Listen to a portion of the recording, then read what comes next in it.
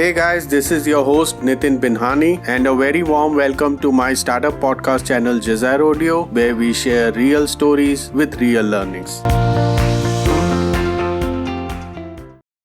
Artifact wasn't just another app. It was founded by the same duo who gave us Instagram. Yet, despite all their strong experience, technical expertise, and deep financial runway, their new AI-powered news app Artifact shut down in January 2024, just a year after launch. So, why did a startup with the backing of unicorn founders crash so fast? Let's break the story into 4 parts, followed by key lessons for the founders. Part 1. The Rise. When Artifact was launched in early 2023, the tech world buzzed with excitement. The Instagram co-founders Kevin Systrom and Mike Krieger were back, and they were now tackling a new frontier: AI-powered personalized news discovery. In the era of news fatigue, algorithmic feeds, and widespread misinformation, Artifact turned out to be the perfect storm. It was an AI-powered news reading app that aimed to bring clarity and personalized content delivery for the end users to discover the news they were most interested in. The app's key features were impressive: a clean reading interface with a one-tap stripped-down reader mode, an AI-generated summaries of articles, a listening mode with high-quality text-to-speech, an easy sharing, link posting, and a built-in read later function. Artifact was indeed built with decades of building consumer experiences. Kevin once said he believed that recommendation engines powered by AI were the future of media, and Artifact embodied that vision. Alas, even a well-designed product built by legendary founders and backed with immense capital could not guarantee success. Part 2. The product-market disconnect. From the start, Artifact intended to be the TikTok for text, an algorithmic, personalized news feed. However, there was a subtle mismatch. The founders were building an app targeting instead the power users, and thus ended up becoming an all-in-one mix of news aggregator, a reading app, and a social feed. Turns out that those markets are not only crowded, but they're also shrinking in numbers. Artifact was also trying to push the way users consume information. However, most users, for the paucity of time, prefer to be passive consumers of content that was latest, in small bites, and socially viral.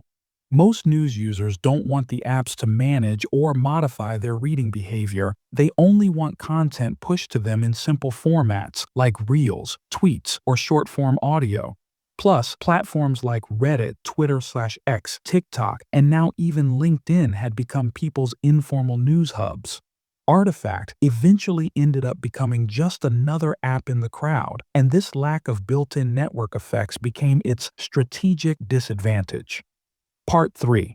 The brutal reality of market size. Kevin's official statement was quite blunt. We have concluded that the market opportunity isn't big enough to warrant continued investment in this way. It tells us that even great products from unicorn founders die when there is no market for it. Despite being backed by unicorn tech founders and likely having access to serious capital, Artifact couldn't scale enough, as people didn't care to use it regularly. It's a reminder that product-market fit isn't a one-time achievement. It's a continuous journey demanding resources and time. Also worth noting that Artifact's monetization path was unclear. Ads, premium subscriptions, or licensing the AI tech, none of these strategies worked. Without a clear revenue roadmap, the user traction had to be exponential, but it wasn't. Part 4. The plot twists. Just a couple of months after the shutdown announcement in January 2024, reports surfaced suggesting that Artifact might not be completely shutting down. According to TechCrunch and Threat, the app's infrastructure was still live. Kevin shared that he and Krieger are continuing to keep Artifact alive for the time being and have not yet given up on a plan to maintain the news app in the future. It takes a lot less to run it than we had imagined, Kevin added. Indeed, following Artifact's announcement of its impending closure, interest in using AI to summarize the news has heated up. Browser startup Arc implemented an AI-powered pinch-to-summarize feature ahead of its $50 million fundraise. Other startups had also leveraged AI to improve the news reading experience, like RSS Reader Feed and AI-powered newsreader Bulletin. One theory is that Artifact may have been alive due to its underlying AI technology, which might have some standalone value. As of today, the future of Artifact remains uncertain, as the app has been stripped of its social features, like commenting and posting, but it continues to offer news reading and AI summarization features in the version that remains live today. However, this limbo status has created confusion, and when the users sense a lack of direction, retention often tanks. Finally, lessons for the founders. Here are the 5 takeaways from the rise and rapid fall of Artifact. 1. Product alone doesn't guarantee market fit. You can build a delightful product, yet if the market isn't craving for it, you're simply wasting time. 2. Pedigree isn't a moat. Even unicorn founders can get it wrong. Kevin and Krieger had all the resources and the media buzz. Yet that doesn't guarantee repeat success. No one is immune from market failure. 3. News aggregation is a red ocean. This space is quite saturated. Competing with Apple News, Google Discover, Reddit, Twitter, and TikTok is a brutal uphill battle unless you bring in a radically different value proposition. 4. AI is just an enabler.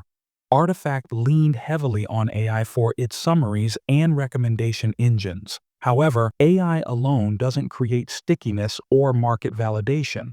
5. Kill your darlings quickly.